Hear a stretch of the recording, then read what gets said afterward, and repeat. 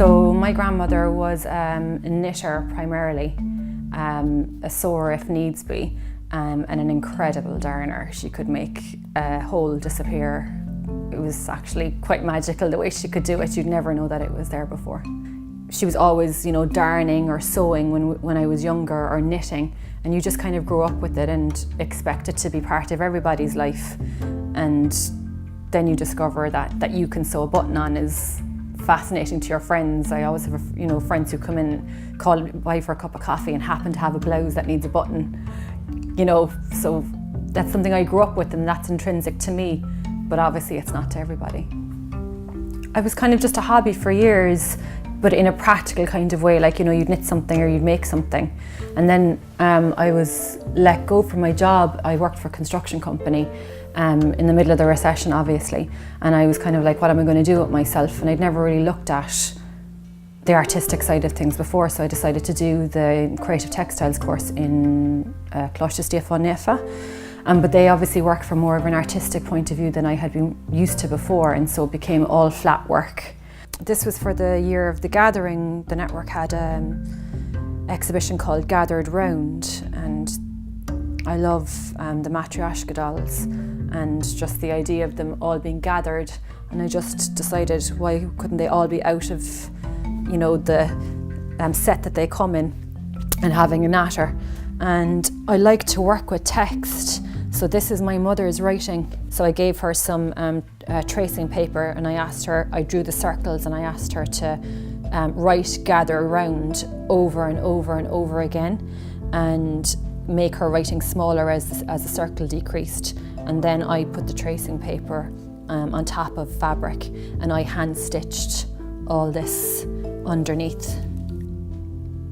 And then all the dolls are cut from felt, some of fabric and lace, and then I stitched into that or around it. And that was sort of a flatwork response to a doll. And that made me think, what about doing a 3D doll? But I'm never really happy with my flatwork. And then I started seeing dolls and thought that was interesting, that was something that I could go into. And so I tried one and it worked out quite well, and then I made the next one, which is, he's sort of been kind of famous in his own way because people tend to love him, and Cork Craft and Design used him for the Cork Craft Month last year, and anybody that comes, they kind of have a really good response to him. I find when I'm working with them, I start off with an idea in my head, I make the body, but as I start to stitch the face, I know it's going to sound stupid, but it's whatever personality emerges is what they become. So I start off going to make one thing and they kind of become something else. So I don't really have any control over who comes out at the end. He was supposed to be a woman and he came out as a tattooed man because I happened to put his head on upside down by accident, and he got this very heavy jaw as a result, because obviously it was supposed to be the forehead, and that's just how it came, and they've all seemed to kind of follow that since, like, you know. It seems to be that I seem to be going down two routes with the tattooed man and with the yummy mummy. They're like, you know, everyday characters. That's just how they've come out. But I do try to make fairy tale characters as well. And so that's where donkey skin came from, because it's from an old French fairy tale, from a collection of fairy tales I have from when I was a little child. And it's a response to that. I leave them come as they are as well, and I think that's how the practical ones come out. I start with the fairy tale idea, but a practical character appears, and then sometimes the fairy tale allows me to evolve it a little bit. It always changes, but it still stays as the fairy tale character. They'll just emerge as they come, as I start to stitch their face, as I decide on the hair, and as I dress them, they just emerge that way, like, you know.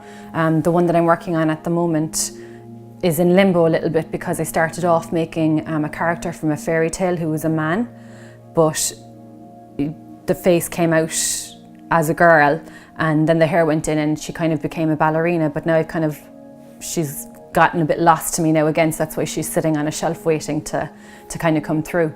And sometimes I have to think about it and go back to them, and then it becomes what it becomes, like, you know.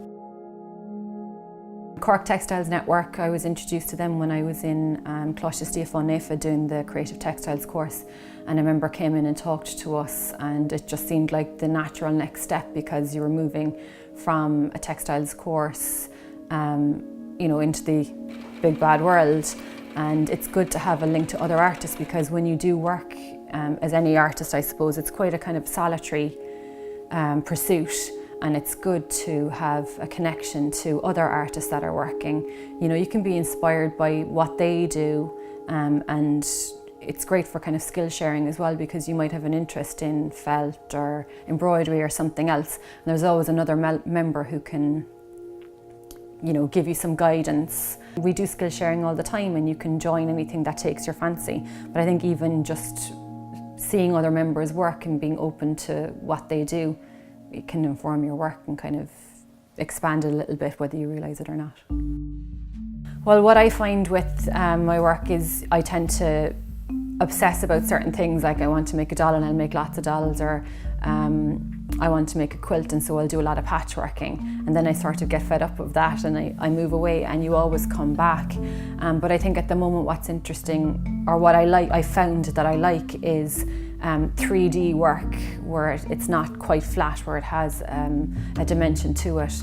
And so I think I'll stick with the dolls for a while. I'm not quite finished with them yet, but say with the paper piece that I have at the moment, it's gone quite 3D, and it makes me think of a hive, and I've been thinking about maybe making some insects.